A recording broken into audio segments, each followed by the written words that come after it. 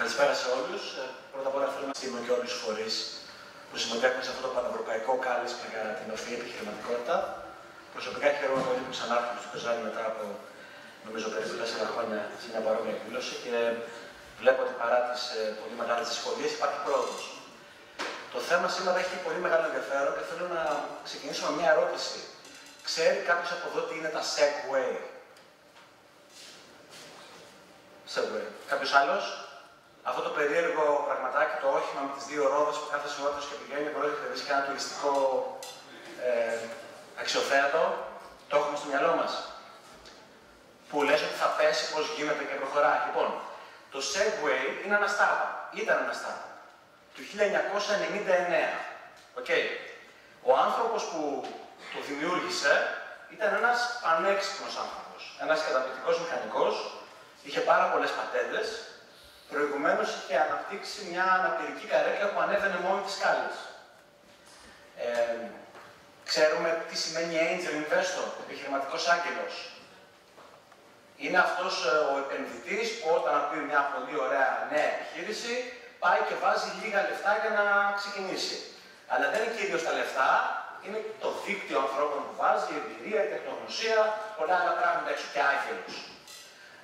Αυτός ο άνθρωπος του Segway, φαντάζομαι, δεν ξέρω, γνωρίζει κανείς ποιοι ήταν οι Angel Investors του.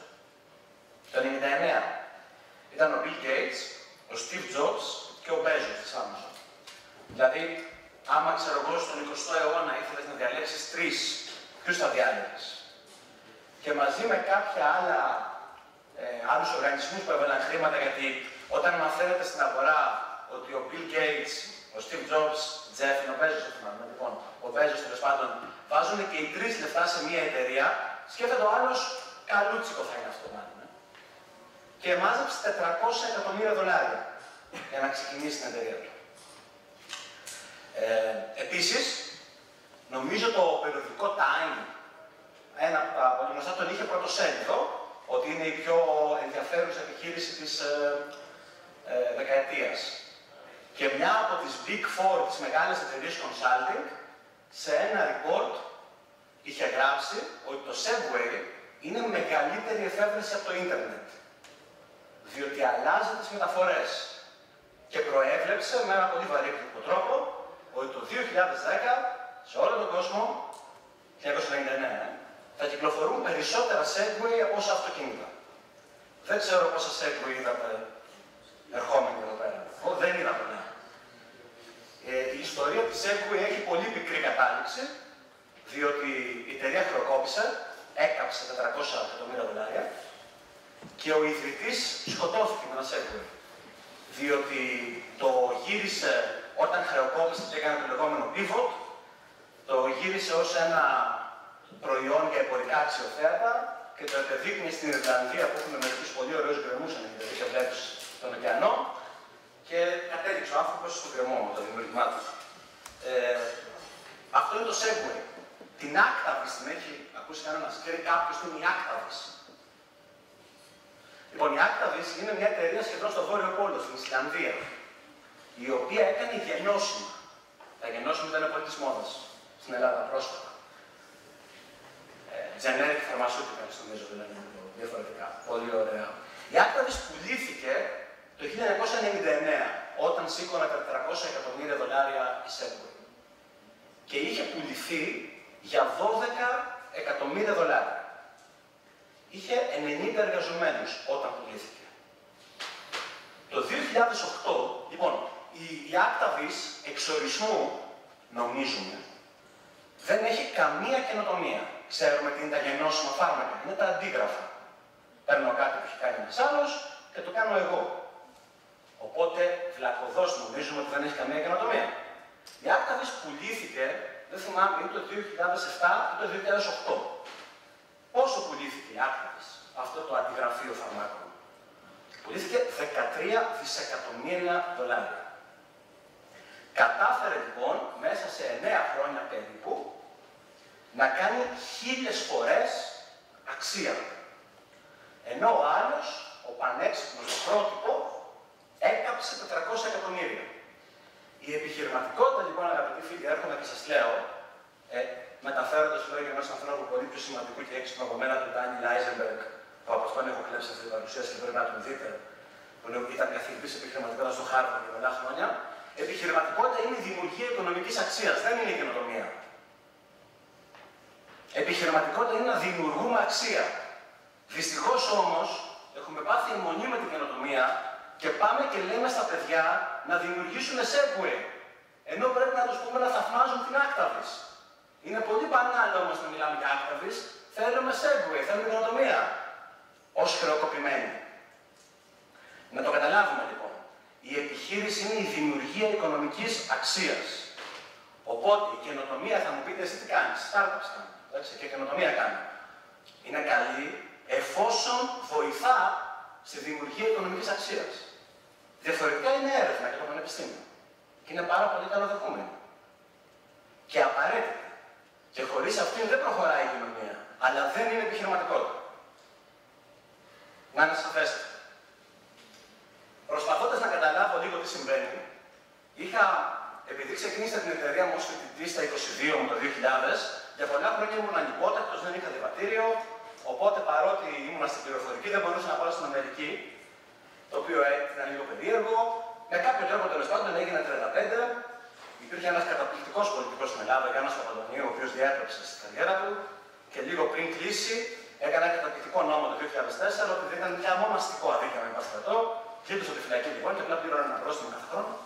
Και στα 35 μου τέλος πάντων με καλέσανε σε ένα ταξίδι στην Αμερική. Οπότε έκανα το στρατό μου 40 μέρες και πήγα στην Αμερική. Βρέθηκα σε αυτό το εκπαιδευτικό ταξίδι στη μέση του πουθενά, στο Denver.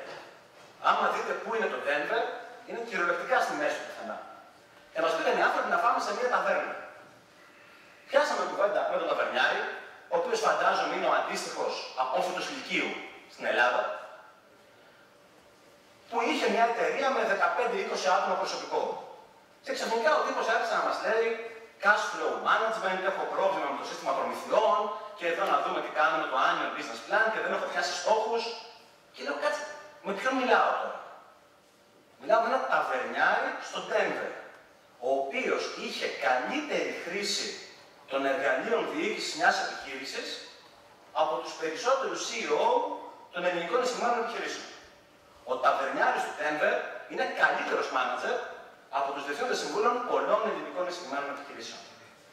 Και εκεί άρχισα να καταλάβω, προσπάθησα να αρχίσω να καταλάβω ότι για να μπορέσει να αναπτυχθεί η επιχειρηματικότητα πρέπει να καλλιεργηθεί και να την τιμήσει όλη η κοινωνία. Πολύ απλά οι φίλοι μας στην Αμερική δεν είναι ότι υπάρχει μια παγκόσμια συνωμοσία για να τους κάνει τους καλύτερους στον κόσμο. Το δουλεύουν το πράγμα, εντάξει. Ασχολούνται οι άνθρωποι. Ξέρουν, υπάρχει γνώση. Και θέλω να φέρω ένα παράδειγμα από τον αθλητισμό για να συνεννοηθούμε. Σε πόσους μας αρέσει το μπάσκετ εδώ μέσα. Πολύ ωραία. Είναι κανείς που έβλεπε Άρση Βαρών όταν είναι της μόδας. Βλέπαμε σε Βαρών. Λοιπόν, εγώ στο Λύκειο είχα κάνει το Λύκειο. Ωραία. Έχει τρομερό ενδιαφέρον, σας καλώ να το σκεφτείτε μετά, τι συνέβη στην Ελλάδα στο μπάσκετ και τι συνέβη στην Άρση Βαρών. Πώς γίνεται στο μπάσκετ και για 30 τόσα χρόνια και βάλε για 35 χρόνια είμαστε στην παγκόσμια ελίτ, βγαίνουμε, ξέρω εγώ, 7η, 8η στην Ευρώπη και λέμε τι αποτυχία ήταν αυτή. Το θυμάμαι όταν εγώ τελείωνα το Λύκειο, λίγο μετά που έδινα Πανελλήνιες, για συνεχόμενα ερχόμασταν τέταρτη. Στο Ευρωμπάσκετ τέταρτη, στο Μουντομπάσκετ τέταρτη και ήταν μαύρη κατάθλιψη. Δηλαδή ερχόμασταν τέταρτη στον κόσμο και το θεωρούσαμε τρομερή αποτυχία. Για 30 χρόνια λοιπόν, σε αυτό το άθλημα, καταφέραμε να ήμασταν στην ελίτ. Αντίθετα στην Άρση Βαρών τι κάναμε, είχαμε πολύ καλούς χημικούς. Κάναμε μια ακμή και πέσαμε. Το μοντέλο επιχειρηματικότητας που θέλουμε στην Ελλάδα είναι εκείνο του μαζικού αθλητισμού. Είναι αυτό που το μπάσκετ ως δραστηριότητα στο δικό μου σχολείο, φαντάζομαι και εδώ, έρχονταν η Ομοσπονδία, έψαχναν ταλέντα, κάνανε παιδικά, κάνανε εθνικά. Μπορεί να κάποιοι να διαφωνούσαν με την Ομοσπονδία, αλλά δεν γινόταν μια δουλειά. Εγώ την έχω δει αυτή να γίνεται. Δεν ξέρω εσείς τι λέγεται, αν εδώ γινόταν. Είμαι βέβαιος ότι κάπου θα την είχατε δει. Σε άλλα αθλήματα δεν γινόταν. Γι' αυτό το μπάσκετ κατάφερε, επειδή το κάναμε σοβαρά, επιμακρών, με μέθοδο και με επιμονή, καταφέραμε να είμαστε εκεί που είμαστε. Δεν ξέρω πολλά άλλα πράγματα στην Ελλάδα που έγινε αυτό. Στην επιχειρηματικότητα δεν υπάρχει καμία μαγική λύση. Για να βγει η Ελλάδα από την κρίση, πρέπει να αναπτύξει πολλές καλές επιχειρήσεις. Αυτό θα πάρει 15 χρόνια. Έχουν περάσει 8 χρόνια πτώχευσης και δεν το έχουμε πάρει απόφαση αυτό. Περιμένουμε του χρόνου να φτιαχτούμε. Έχουμε χάσει 8 χρόνια από τα 15. Θα θέλαμε 7. Πρέπει να αρχίσουμε να κάνουμε τα 15. Και να δουλέψουμε με σύστημα από την πρώτη δημοτικού τα παιδιά να μάθουν να εκτιμάνε την επιχειρηματικότητα. Πρόσφατα είδα στο YouTube, σας καλώ να το δείτε. Εγώ με τη θρησκεία δεν έχω ιδιαίτερα καλή σχέση, αλλά μου είχαν πει ότι πρέπει να δεις ένα παπά, λέει Φιλόθεος Φάρος. Τον έχει ακούσει κανένας? Λοιπόν, και μου λέει είχε μια συνέντευξη στην ΕΚ το 2012 σε μια δημοσιογράφου Φλέσσα. Είπε πάρα πολλά ενδιαφέροντα εκεί ο Πάτερ, αλλά θα σας πω δύο στοιχεία. Το πρώτο, τον ρωτάει δημοσιογράφος, λέει τι βλέπετε για την κρίση, πατέρα Φιλόθε? Λέει φοβάμαι ότι βαδίζουμε στην ολοταχώς στην απόλυτη καταστροφή, είπε, διότι αρνούμαστε να καταλάβουμε ως κοινωνία τους λόγους που έχουμε φτωχεύσει. Και αφού αρνείσαι να δεις γιατί σου συμβαίνει κάτι, η καταστροφή είναι γκαραντή. Τρελαίνε τη Φλέσσα. Τι είναι αυτό που λέτε? Εδώ απλά οι λίγοι μας έχουν εκλέψει και πρέπει απλά να βρούμε τα λεφτά. Αυτή είναι η αντίληψη της κοινωνίας. Δεν φταίμε εμείς. Δεν φταίει κανένας από εμάς. Φταίει άλλο. Εμείς τα άνθρωποι. Μετά λέει μια ιστορία με έναν άνθρωπο που έκλεβε την εφορία, ήταν εφοριακός, πήγαινε και εξεβίαζε επιχειρήσεις για να παίρνει χρήματα.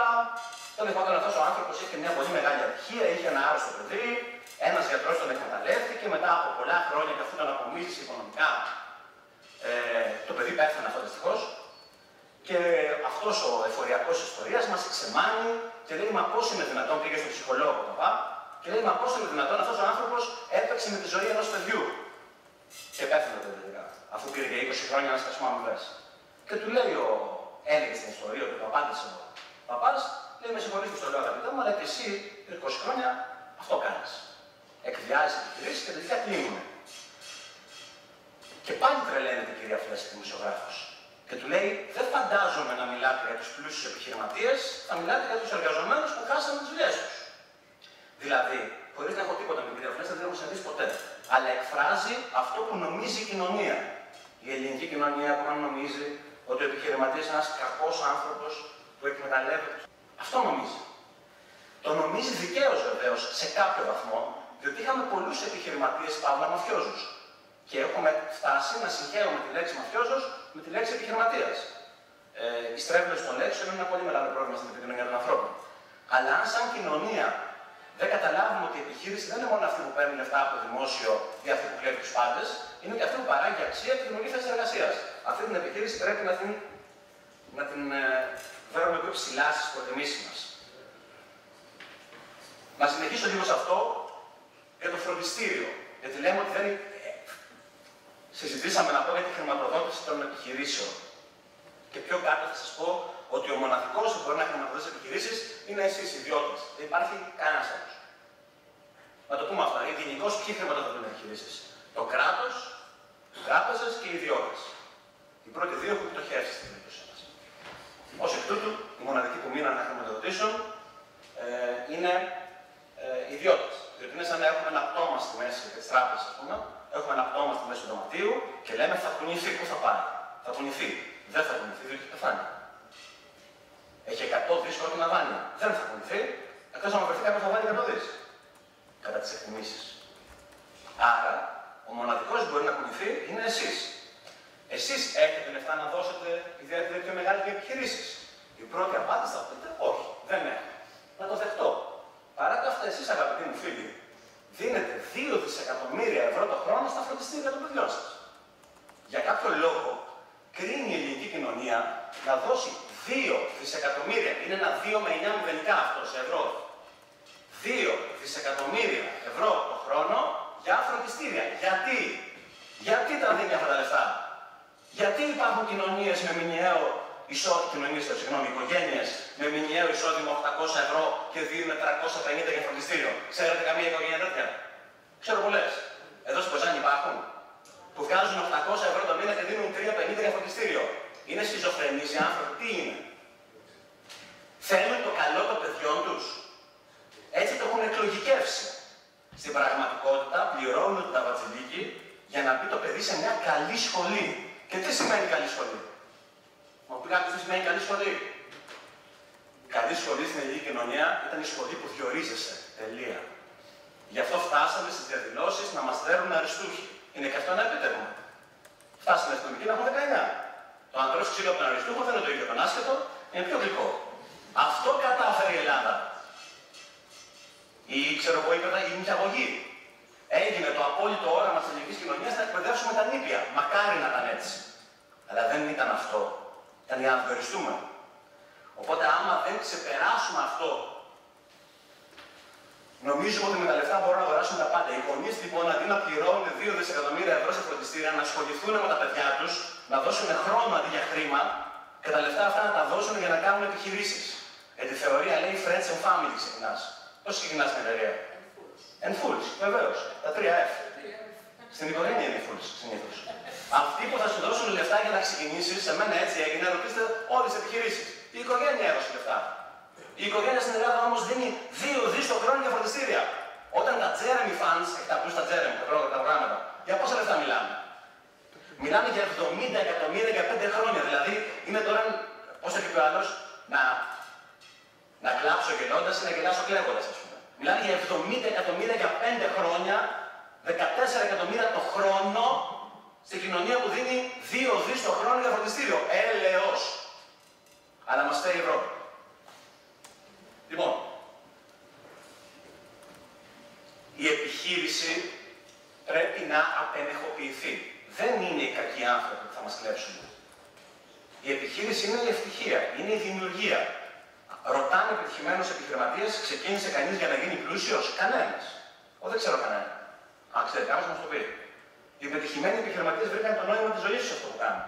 Και επειδή βρήκαν το νόημα της ζωής τους, ήταν πολύ καλοί. Και ποια είναι η πλέον απαραίτητη ποιότητα που πρέπει να έχει μια επιχείρηση για να πετύχει, ένας επιχειρηματίας, συγγνώμη, είναι η αρετή της συνεργασίας. Είναι αυτό το χειρότερο σημείο του έθνους μας, ας πούμε. Δηλαδή, το 2000 ως πρωτοχειακός ξεκίνησα την εταιρεία μου την πρώτη, είχα και πολύ μεγάλη δραστηριότητα, ήμουν πρόεδρος της Ευρωπαϊκής Ομοσπονδίας Νέων Επιχειρηματιών, του Startup Association, έχω φάει τα μούτρα μου αρκετά, όλα εθελοντικά αυτά, οι επιχειρήσεις πάνε καλά, δόξα τω Θεώ. Αν μου πεις 15 χρόνια τι κατάλαβες, κατάλαβα ότι η κουλτούρα της συνεργασίας είναι το μοναδικό πρόβλημα. Όλα τα άλλα επιλύονται.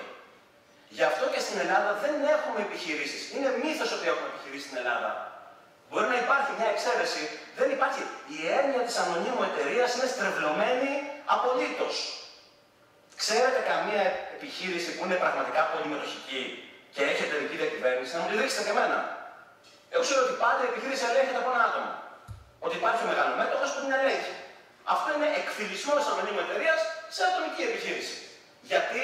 Διότι κανείς δεν θέλει να συνεργαστεί και θέλει το μαγαζάκι μου. Στην παγκοσμιοποιημένη οικονομία όμως δεν μπορείς να έχεις μαγαζάκια. Και είσαι καταδικασμένος να πεθάνεις. Αργά και βασανιστικά, όπως πεθαίνει η Ελλάδα τα τελευταία 8 χρόνια. Και δεν έχει επιστροφή αυτό, άμα δεν αλλάξουν οι αιτίες της κατάστασης. Δεν θέλω να. Ίσως ακούγομαι απεσιόδοξος. Στην πραγματικότητα είμαι πάρα πολύ αισιόδοξος. Γιατί όλα τα απαραίτητα συστατικά υπάρχουν. Υπάρχει εξαιρετικό ανθρώπινο κεφάλαιο, υπάρχει πολιτισμικός πλούτος, υπάρχει άριστη γεωγραφική θέση, υπάρχουν ανοιχτά μυαλά. Ένα πράγμα μας λείπει, η κουλτούρα της συνεργασίας. Και όσον αφορά τη χρηματοδότηση, και κλείνω εδώ και ευχαριστώ να συζητήσουμε όταν θέλετε, η χρηματοδότηση, καλά είναι τα ευρωπαϊκά προγράμματα, καλά είναι τα δάνεια, καλά είναι όλα. Ο βασικός πυλώνας της χρηματοδότησης είναι η ιδιωτική χρηματοδότηση. Οι άνθρωποι πρέπει να επενδύσουν τις οικονομίες τους στις επιχειρήσεις. Συνεργαζόμενοι, όχι μόνοι τους. Η πληροφορία είναι όλη στο ίντερνετ. Ψάξτε, δίκτυα, angel investment, angel groups, όλα, δεν υπάρχει τίποτα που δεν μπορεί να το μάθει κανείς. Η ουσία είναι μία. Να συνεργαστούμε όλοι μας με όσα λίγα λεφτά που έχουμε. Θα μπορούσαμε να το σκεφτούμε ως ένα νέο συνεταιριστικό ξεκίνημα, ίσως. Λέμε, οι λέξεις είπαμε έχουν στρεβλωθεί. Λες συνεταιρισμός τώρα και σκέφτεσαι μαφίες επίσης. Αλλά αυτό πρέπει, η κουλτούρα της συνεργασίας. Αυτό πρέπει να έρθει. Ευχαριστώ πάρα πολύ.